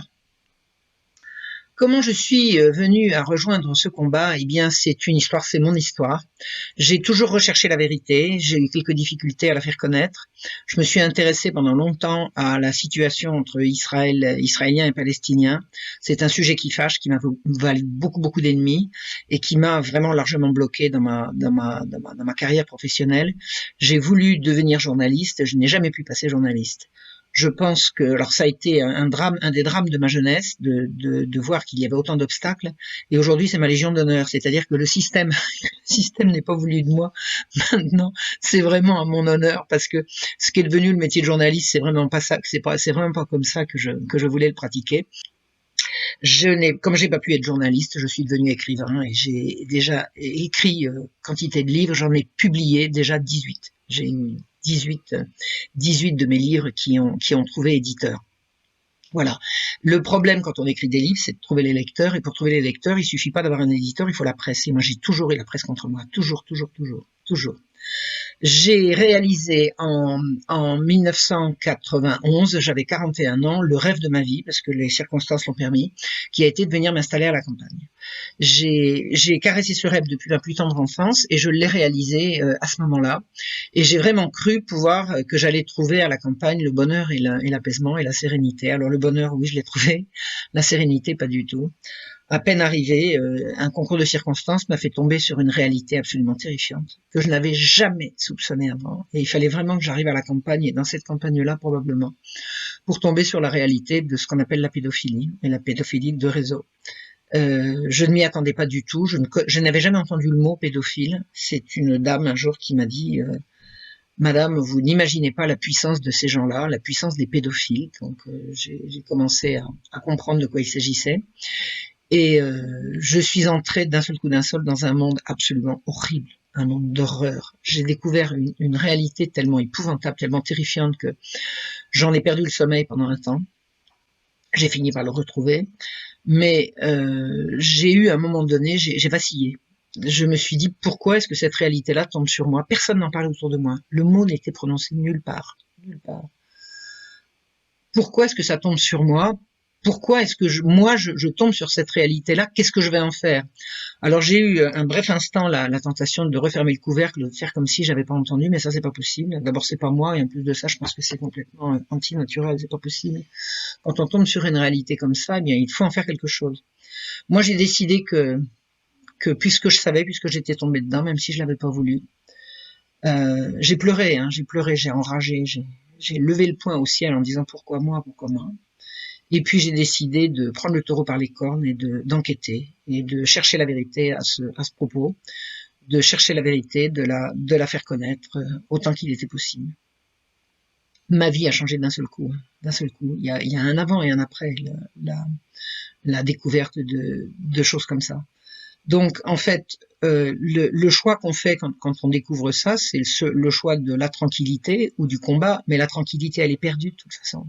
À partir du moment où on sait, la tranquillité, elle est perdue, donc il reste plus que le combat ou la lâcheté. Bon, moi, j'ai choisi le combat, avec mes armes, j'ai pas pris les armes. Mes armes, je suis une intellectuelle, je suis une chercheuse, je suis écrivain, je suis chercheuse, je sais faire des articles, je sais faire des conférences. Donc, je me suis lancée là-dedans en me disant que voilà, advienne que pourra. Maintenant, maintenant que ça m'est tombé dessus, je ne peux plus reculer. Alors, ce qui est extraordinaire, c'est que 1 an ou 2 ans, je crois, après ma découverte dans un silence radio total, 2 ans après ma découverte de cette chose-là, elle a éclaté dans les médias. C'est-à-dire qu'en 1996, dans la foulée, brusquement, sont apparus le congrès de Stockholm où des enfants sont allés raconter les horreurs, les tortures et les viols qu'on leur faisait subir. C'était le congrès de Stockholm en août 1996. Il y a eu l'affaire Marc Dutroux à la fin de l'été avec cette marche blanche extraordinaire de parents belges qui réalisaient qui prenaient conscience que des enfants enlevés, que des enfants étaient enlevés et servaient à des prédateurs sexuels et que ça semblait toucher le cœur de l'État. Vous avez eu également plusieurs scandales en France, comme l'affaire Taureau Bravo ou l'affaire Ado 71, où des gendarmes et des policiers ont vraiment amené au public le résultat d'enquêtes terrifiante, qui montrait que dans la campagne profonde, des notables s'arrangeaient pour profiter d'enfants, pour les violer. Mais pour violer des enfants, il faut les enlever, il faut les arracher à la responsabilité de leurs parents. Enfin, brusquement, le mot pédophile est arrivé à la une des journaux. 2 ans après que je m'y sois intéressée. Alors je me suis dit que j'avais des antennes. Vraiment, j'ai des antennes. Je suis arrivée simplement un petit peu en avance par rapport au reste de la population. Mais enfin, pour moi, c'était parti. J'ai décidé de m'intéresser à la chose, d'enquêter. J'ai couru les bibliothèques. J'ai notamment découvert un certain Matzneff. C'est à ce moment-là que je l'ai découvert, 97. J'ai sorti un très long texte que j'ai mis sur la toile parce que c'était les débuts d'Internet, qui s'appelait De l'amour et du crime, du sexe et des enfants, où je démontais toute la prédation sexuelle de ce monsieur qui était tellement bien en cours dans les milieux littéraires, dans les milieux politiques, il était reçu partout.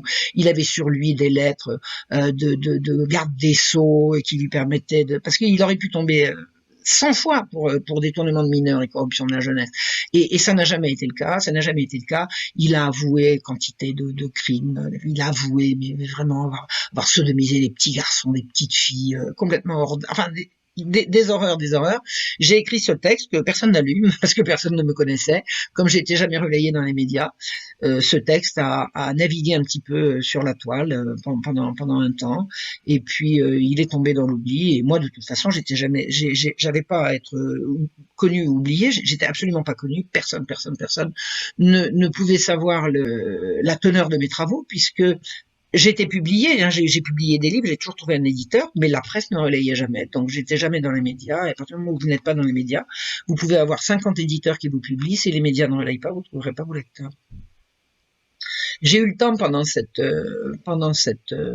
période d'être alerté par des gens très bien intentionnés qui m'ont dit « Attention Marion, si tu te lances là-dedans, fais très attention à toi, c'est plus que casse-gueule, c'est danger mortel. La lutte contre la pédocriminalité, c'est un combat extrêmement dangereux. Ces gens-là sont extrêmement puissants et extrêmement méchants. Et quand j'ai compris à quel point je ne pouvais rien sur le plan local, parce que je ne peux rien, vous pouvez rien tout seul. Vous allez vous plaindre à des juges dont vous ne savez pas s'ils sont pas de la partie, vous allez raconter ça à des gendarmes, vous ne savez pas s'ils sont pas de la partie. Quand vous racontez ça autour de vous, on vous dit mais tais-toi. Donc qu'est-ce que vous voulez que je fasse? Je me suis dit, puisque je peux pas attaquer le monstre de face, je vais le prendre à revers, c'est-à-dire, je vais essayer d'aller voir, parce que je me passionnais d'histoire, j'avais rien à voir avec, j'étais pas du tout historienne, mais je me suis toujours passionnée d'histoire, j'ai essayé de prendre la chose à revers et de voir si dans l'histoire je pouvais pas trouver une explication à ce phénomène, et puis bingo, vraiment j'ai découvert, enfin à partir d'intuition, moi je travaille beaucoup à l'intuition, et notamment, j'ai découvert en histoire qu'une intuition que j'avais sur une tentative d'assassinat contre Louis XV, qui avait la réputation, je ne savais pas si c'était vrai à l'époque ou pas, mais qui avait la réputation d'être friand de petite fille, je me suis demandé si l'attentat qui avait eu lieu contre lui ne tenait pas à ce fait-là. Donc, je suis allé faire des recherches, j'ai trouvé quasiment immédiatement ce que je cherchais, et là, une amie bien intentionnée m'a dit, si tu veux publier des choses, faire des recherches là-dessus, il faut que tu deviennes historienne. On s'improvise pas historien simplement parce qu'on aime bien l'histoire. Ce sont des techniques. L'histoire, c'est pas une science, mais c'est une discipline. C'est une discipline avec ses règles, avec ses techniques, avec sa rigueur. Donc, il faut que tu ailles à l'université et que tu reprennes tes études d'histoire. Alors, c'est ce que j'ai fait. Et je me suis lancé, et c'est là que toute ma vision des choses a complètement dégringolé.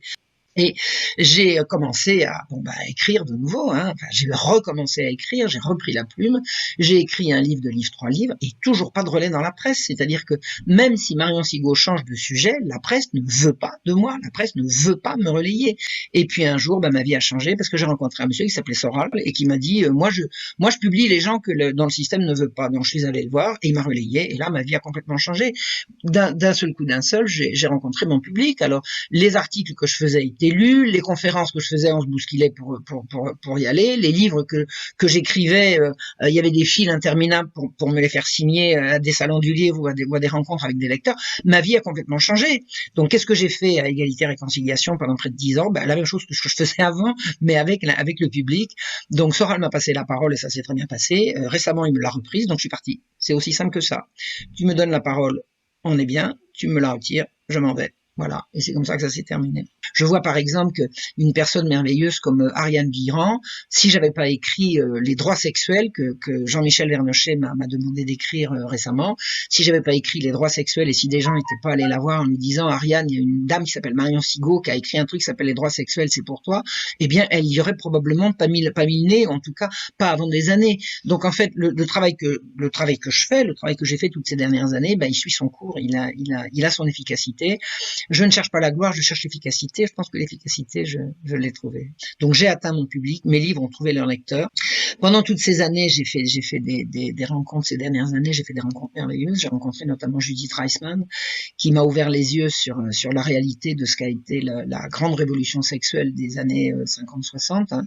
C'est une imposture à l'échelle mondiale, organisée par les grandes agences des Nations Unies. Hein. C'est mondial. Il y a un complot mondial contre la morale publique et c'est l'ONU qui est à la tête de ça et c'est d'abord l'Institut Rockefeller mais ensuite beaucoup les grandes agences des Nations Unies qui ont relayé le pseudo-travail d'Alfred Kinsey qui était un pervers sexuel et qui a ouvert un boulevard pour toutes les perversions sexuelles et essentiellement les perversions sexuelles en direction des enfants, dont ce monsieur Kinsey a prétendu qu'ils avaient droit à leur sexualité sans qu'on les embête, quoi. Et en fait, la sexualité des enfants, c'est la sexualité des pédophiles. Les enfants n'ont pas à avoir de sexualité, les enfants sont pré-sexués. Les enfants, ils sont sexués parce qu'ils ont un sexe masculin ou féminin, contrairement à ce qu'on veut bien dire aujourd'hui, mais ils ne sont pas sexuels, puisque l'enfance c'est précisément la période de la vie qui précède l'activité sexuelle. Et à l'heure actuelle, le monde est parti, et j'ai écrit ça dans mon livre Les droits sexuels, hein, que j'ai publié aux éditions Sigeste avec le soutien de Jean-Michel Vernochet. Je raconte, texte à l'appui, tous les textes internationaux qui poussent à la promotion du sexe pour les enfants. Et le sexe pour les enfants, c'est la fin de l'enfance, c'est la fin de l'humanité, c'est le bout de l'horreur. Un des instruments utilisés par le système pour avoir des enfants, ce système pédocriminel, pour avoir des enfants. Et le système pédocriminel, il est au sommet il est au cœur de nos pays, de nos États. Alors je dis pas que tout le monde est pédophile, hein, c'est pas ça que je dis. Ce que je veux dire que les pédophiles sont partout, c'est pas la même chose. Et ils sont très efficaces parce qu'ils sont dans les rouages décisionnaires, à la fois sur le plan national et sur le plan international. Ils sont dans les grandes instances internationales. Donc ce système absolument abominable, perdure depuis des années. Alors, j'ai payé pour le savoir, puisque j'ai fait des études d'histoire et j'ai vu que ça fait très très longtemps que ça existe. Moi, j'ai mis à jour les réseaux pédocriminels du siècle de Louis XV. Et ça, je suis sûr de ce que j'avance. J'ai écrit un livre qui s'appelle La Marche rouge, qui raconte tout ça en détail. Je vous assure que les mêmes choses qui se passent aujourd'hui se passaient avant. La différence entre maintenant et avant, c'est que maintenant ça se sait, alors qu'avant c'était le secret le mieux gardé de l'histoire.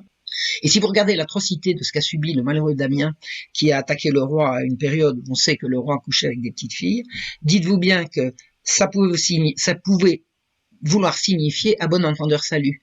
C'est-à-dire que voilà ce qui va vous arriver si vous mettez votre nez dans ces affaires. Et effectivement, il est irresponsable, si quelqu'un dit je vais me battre contre les réseaux pédocriminels, de lui dire vas-y avance. Ma seule chose responsable à dire, c'est attention à toi, attention à toi. Donc ce combat dans lequel je me suis lancé avec mes petits bras, et puis voilà, j'ai rencontré quantité de gens qui font le même. Maintenant, je suis plus du tout isolé. Quels sont les obstacles que j'ai rencontrés dans cette lutte? Ils sont multiformes. Il y a de nombreux obstacles. Le premier obstacle que j'ai rencontré, c'est mon émotivité. C'est-à-dire que je me bats contre des abominations dont je ne supporte ni le récit ni la vision. C'est-à-dire que je suis extrêmement sensible et je peux tourner de l'œil si je vois des images atroces. Donc je suis obligé de dénoncer des horreurs que je ne veux pas décrire. Pourquoi je ne veux pas les décrire? Je ne veux pas les décrire d'abord pour me protéger moi. Si j'entre dans ces détails, je vais me faire du mal et je vais être obligé pour résister à ce mal de me blinder. Et si je me blinde, je perds la sensibilité qui est également mon outil pour avancer. Donc je me protège en ne voulant ni voir ni entendre des récits atroces. Et d'autre part, je ne veux pas alimenter le sadisme des gens qui se repaissent d'atrocités, parce que c'est quelque chose également que j'ai compris dans ce combat, c'est qu'il existe des gens qui aiment ça, mais qui aiment ça, qui adorent ça. J'ai eu un temps chez moi des gens qui passaient leur journée à aller chercher des atrocités sur Internet. Et quand je leur ai dit à quoi vous jouez, ils disaient, bah, c'est pour dénoncer. Ben voyons, c'est pas pour dénoncer, c'est parce qu'on aime ça, c'est parce qu'on s'en repaît, c'est parce qu'on jouit d'atrocités. Il y a des gens, et c'est en l'occurrence les gens qui nous gouvernent et qui nous dirigent à l'échelle mondiale, des gens qui aiment les atrocités. Donc si je les dénonce, je vais leur donner du grain à moudre, je vais leur donner des satisfactions, je ne veux pas. Donc à la fois je veux me protéger et je ne veux pas donner satisfaction aux sadiques. Eh bien imaginez-vous, quand vous écrivez sur des sujets comme ça, c'est un casse-tête permanent. Je pense avoir réussi à écrire sur Damien et à écrire sur la Marche Rouge sans faire plaisir aux pervers qui se repaissent de ça. La deuxième difficulté à laquelle je me suis heurté, eh bien, c'est l'incrédulité des gens autour de moi. Des gens se sont fâchés avec moi parce que je leur ai dit cette vérité. J'ai des amis qui sont partis en claquant la porte. J'ai des gens qui se sont vissés le doigt sur la tempe en disant « Marion est devenue folle ». C'est effrayant. Tout le temps que j'ai passé à essayer de convaincre. Mais vous savez, quand vous découvrez un truc comme ça et que vous n'avez personne à qui en parler, mais vous avez besoin d'en parler autour de vous. Quand on découvre une vérité aussi atroce, ça sert à rien de la garder pour soi. Donc j'essayais d'en parler autour de moi. Alors il y avait des gens qui m'écoutaient poliment puis qui disaient « Mais elle est malade » et d'autres qui me disaient « Mais il y en a qui se sont fâchés contre moi ». J'avais notamment une amie qui était chez moi. Un jour, elle m'a insulté. Elle m'a dit « Mais t'as fini tes conneries, qu'est-ce que tu racontes et tout ?» Je l'ai foutu dehors. Je veux dire, c'est effrayant, quoi. On peut pas dire la vérité. Et puis regardez, aujourd'hui, tout le monde sait que tout le monde sait que c'est moi. C'est moi qui avais raison. C'est effrayant. D'un seul coup, cette réalité est devenue, je peux pas dire banale, mais à ce point médiatique que maintenant, quand on dit pédophile, tout le monde comprend de quoi on parle. Alors je dis pas que tout le monde comprend la vérité, parce que la vérité est dure à atteindre, mais aujourd'hui, on sait de quoi on parle. Alors que jusqu'à 1996, le mot pédophile n'existait pas dans les journaux. Pédophile, ça n'existait pas. Maintenant, ça peut faire les gros titres. Alors, toujours pour en dire, toujours des prédateurs isolés, c'est toujours, enfin bref. La presse, elle est fidèle à elle-même, elle ment, elle cache. Elle cache, elle ment, elle cache. Donc, mais au bout d'un moment, elle est quand même bien obligée au moins d'évoquer le problème.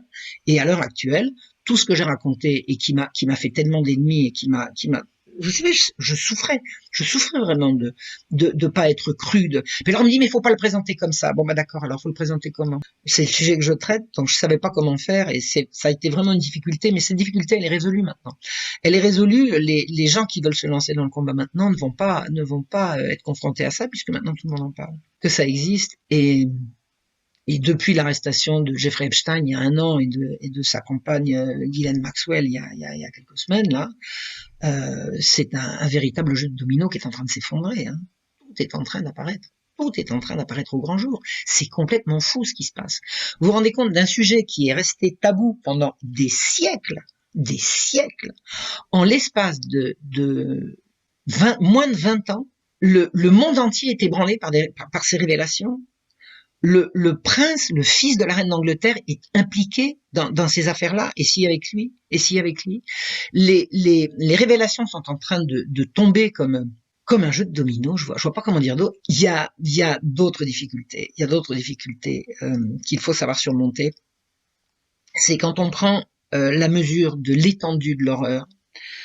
On est tenté par le désespoir. Et ça, c'est exactement ce que veulent ceux qui sont en face. C'est-à-dire que si vous vous dites, ils sont beaucoup trop forts, parce qu'ils sont effectivement très forts, on n'y arrivera pas. Eux, ils ont gagné.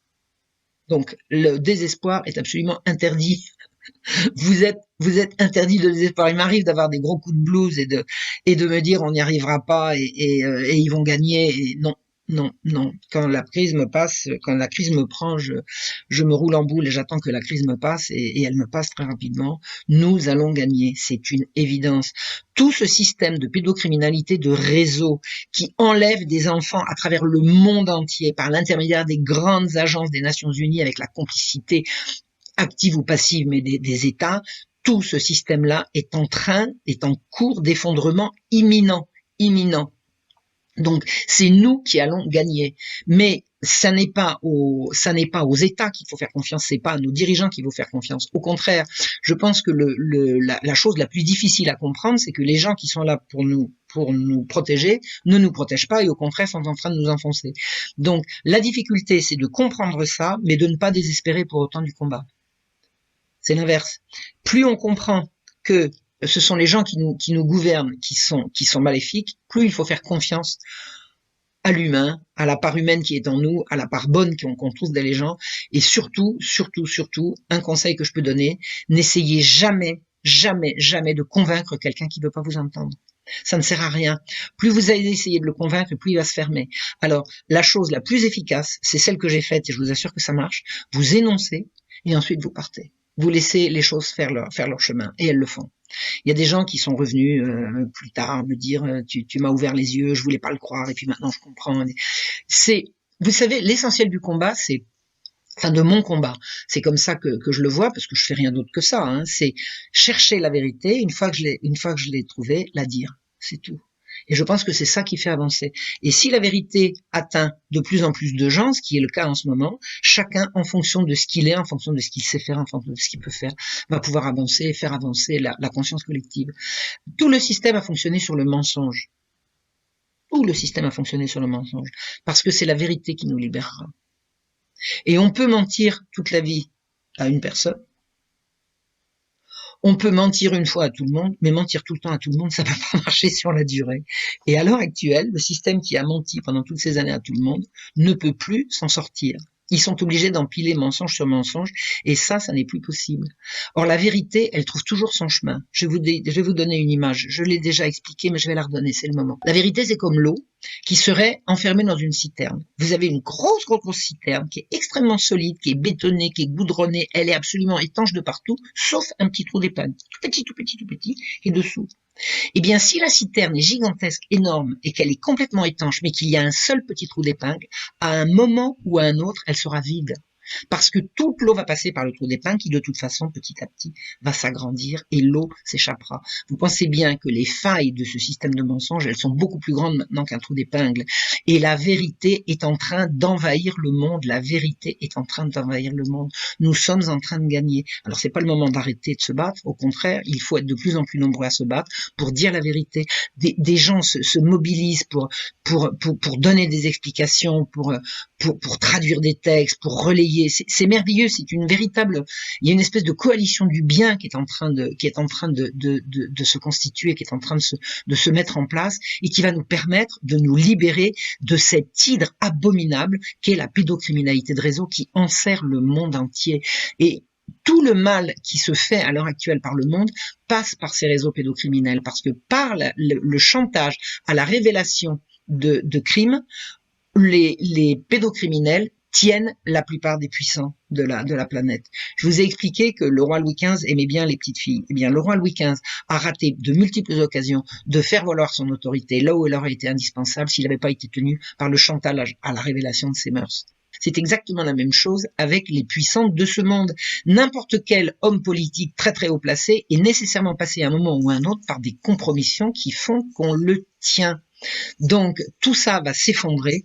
C'est une grande chaîne qui est en train de se constituer et qui a besoin de bonne volonté pour chercher la vérité et la dire, chercher la vérité et la dire. C'est par la vérité qu'on gagnera. On est en train de gagner, on a bientôt gagné. La seule inconnue, c'est quand et surtout à quel prix. Moi, je sais pas si je sortirai vivante de ce truc-là. Je sais pas si je verrai la libération. Je m'en fiche. J'aimerais bien voir la libération, j'aimerais bien voir l'issue, mais le sens du combat, c'est pas pour voir le résultat, c'est pour y avoir contribué. C'est pour contribuer au résultat. Nous sommes responsables, collectivement, du bien commun, de la restitution du bien commun, du rétablissement du bien commun. Et pour cela, il faut protéger d'abord les enfants, ensuite les femmes, et en même temps les hommes, en même temps que les femmes, les hommes. Les hommes qui sont à l'heure actuelle horriblement maltraités, je veux dire, les hommes sont considérés comme des salauds, comme des violeurs, comme des cogneurs, enfin c'est épouvantable, il faut absolument arrêter cette guerre des sexes, il faut que les femmes redeviennent des femmes, que les hommes redeviennent des hommes, et que les enfants redeviennent des enfants, il faut réhabiliter la famille dans ce qu'elle a de plus beau, de plus protecteur, de plus merveilleusement humain, que ce système pédocriminel fait tout pour détruire. Donc, même si on n'est pas là pour le voir, je sais que la victoire sera à nous, et que quand les réseaux pédocriminels seront tombés, et je pense que c'est en cours. Je pense que la France sera un des derniers pays à tomber, parce que c'est certainement un des plus compromis. C'est une horreur ce qui se passe en France. Quand on aura gagné ce combat-là, on aura tout gagné. Ça sera fini. Ça sera fini. On pourra recommencer à vivre bien. Je sais pas si ça sera pour moi. En tout cas, ça sera pour les générations futures. Haut les cœurs.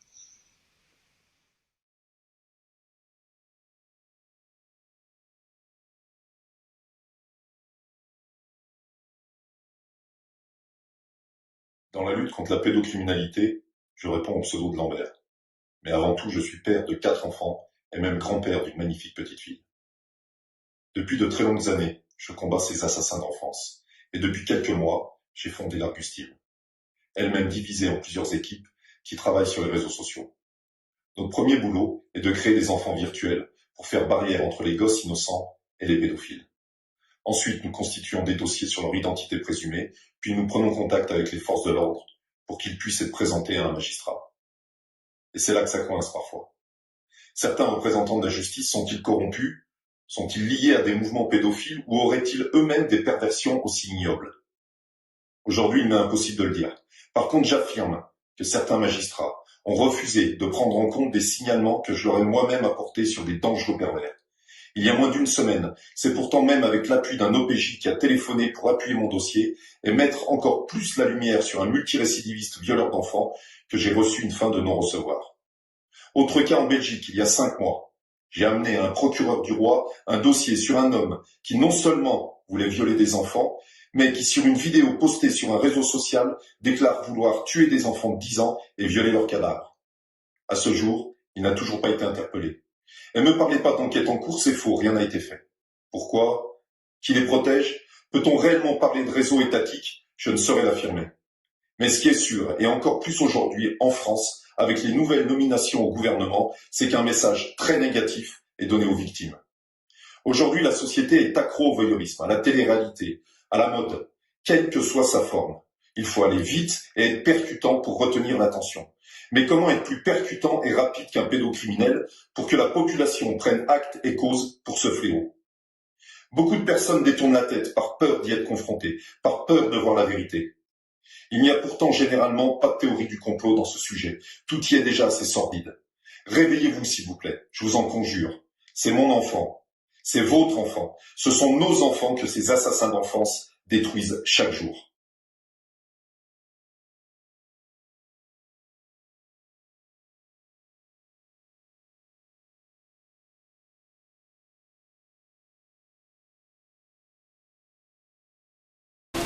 Je suis Ariane Biran, normalienne, psychologue clinicienne, docteur en psychopathologie. J'ai passé des années à étudier les pathologies du pouvoir et à les analyser, que ce soit auprès des victimes en cabinet, harcèlement, manipulation, ou des organisations du travail dans les entreprises. J'ai écrit de nombreux livres sur le sujet. J'ai notamment fait une longue investigation ayant abouti à un livre en 2017, L'imposture des droits sexuels, au sujet des droits sexuels des enfants, un double paradoxe car le droit ne peut concerner la jouissance sexuelle sinon pour la limiter et non pas l'encourager, et car les enfants doivent être absolument protégés de tout éveil sexuel prématuré entravant leur bon développement psychologique. Je suis sensible à la protection des plus vulnérables depuis mon enfance passée dans une cité de Seine-Saint-Denis. Ma première prise de conscience forte fut dans ma pratique professionnelle en cabinet auprès des enfants, car je suis psychologue pour enfants au départ en me heurtant à des obstacles inouïs. Dans des signalements pour enfances transgressées, des calomnies institutionnelles, des freins de toutes sortes, puis parfois des menaces, je constatais des choses bizarres, comme des enfants remis entre les mains de leurs agresseurs après un signalement, contre tout bon sens, avec une exclusion du psychologue suivant l'enfant. Et c'était assez systématique. Ensuite, j'ai échangé avec des collègues et j'ai découvert l'autre face de la médaille. Puis j'ai fait mes propres recherches, entendu beaucoup de patients adultes également témoigner de l'ampleur des transgressions sexuelles infantiles. Pour moi, c'est le problème numéro 1 de notre société et le plus tabou, d'ailleurs. En fait, je crois que presque tout le monde a été soit victime, soit témoin dans son enfance à des degrés divers. De l'exhibitionniste au professeur transgresseur, du voyeurisme dans une cabine de piscine au viol et à l'inceste. Enfin, je me suis dédiée à cette recherche approfondie sur les droits sexuels des enfants, ce qui m'a menée à découvrir les ramifications peu cachées des lobbies pro-pédophiles, le travail de la professeure américaine Judith Reisman sur Kinsey, et à comprendre qu'il existe véritablement un plan mondial pervers mené depuis des décennies pour sexualiser précocement les enfants et ligoter les mains de leurs protecteurs.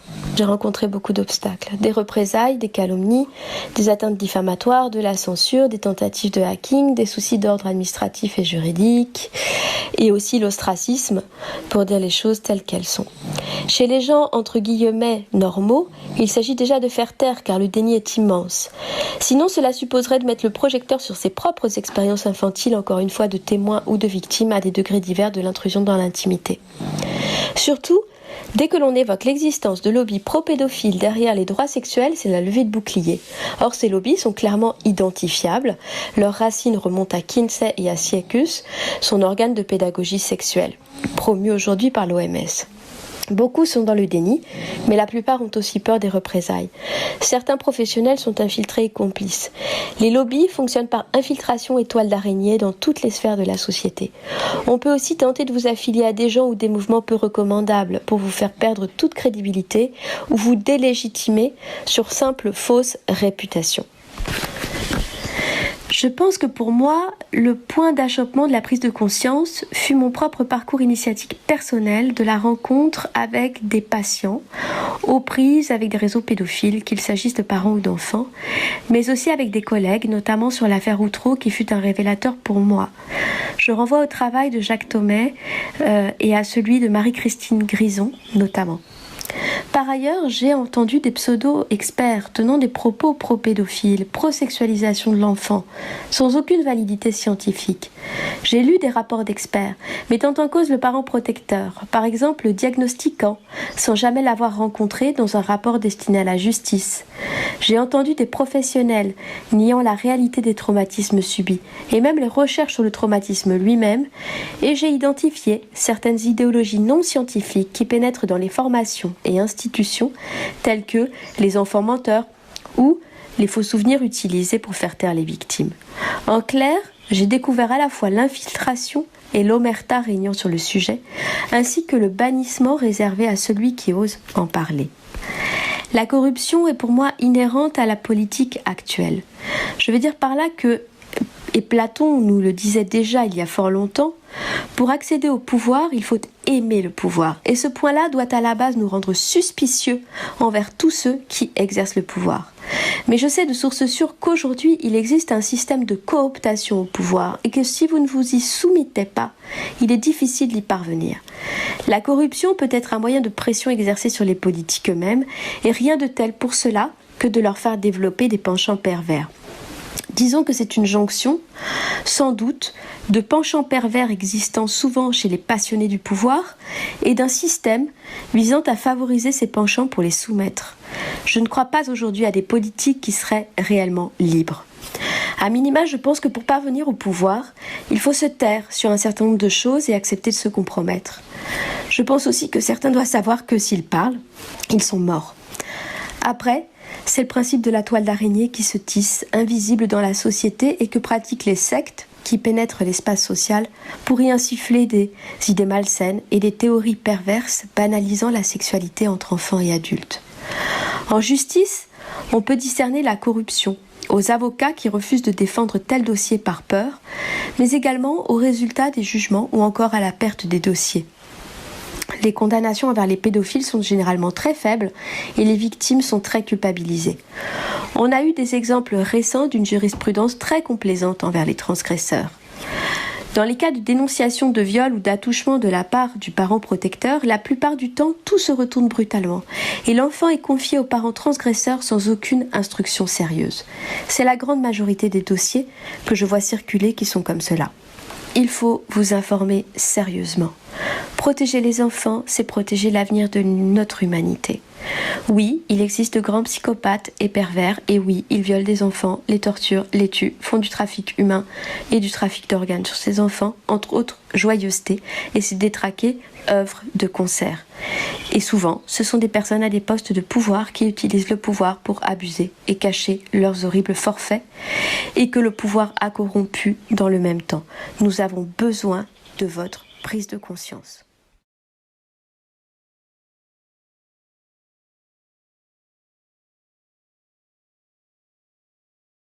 On s'aperçoit très rapidement que les réseaux de trafic d'armes, de drogue, d'organes, d'argent, des mafias bancaires, sont tous reliés entre eux par un dénominateur commun, qui est l'élite gouvernementale et judiciaire. Nous pourrions presque expliquer que tous ces réseaux ne sont en fait qu'un seul et unique, géré de près ou de loin par les gouvernements et les services secrets de tous les pays de cette planète. Les preuves sont là, les papiers officiels aussi, et pourtant, le système parvient à persuader la masse endormie que ce n'est qu'une illusion. Et derrière les pseudo-affrontements médiatiques et géopolitiques mettant en scène des divergences entre divers pays, divers castes, divers partis politiques, derrière le rideau, tous se retrouvent pour continuer à faire perdurer l'omerta de ces trafics nauséabondes dont la population semble, dans sa majorité, avoir accepté comme une réalité non modifiable. Pourtant, c'est faux. Nous sommes nombreux à s'affirmer prêts à nous sacrifier pour un changement nécessaire. Mais nous avons besoin de vous et de votre réveil. Il n'est plus question de complotisme. Ce sont des faits. Il vous suffit juste de chercher, plutôt que de croire bêtement à votre télé. Retirez ces œillères et rejoignez-nous. Rejoignez-nous tous. Un réveil international s'opère depuis quelque temps. À vous de rejoindre le combat pour pouvoir un jour dire à vos petits-enfants, vers les années 2020, une grande révolte éclata et j'en faisais partie, plutôt que de dire « Désolé, je suis navré, mais à l'époque, je n'y croyais pas. On disait que c'était du complotisme, alors je n'ai rien fait. » La guerre est proche, très proche. Soyez du bon côté. Viol d'enfants ? À quand la fin du silence ? Stoppons les réseaux pédophiles. Stoppons les réseaux pédophiles. Stoppons les réseaux pédophiles. Stoppons les réseaux pédophiles. Stoppons les réseaux pédophiles. Stoppons les réseaux pédophiles. Stoppons les réseaux pédophiles. Stoppons les réseaux pédophiles.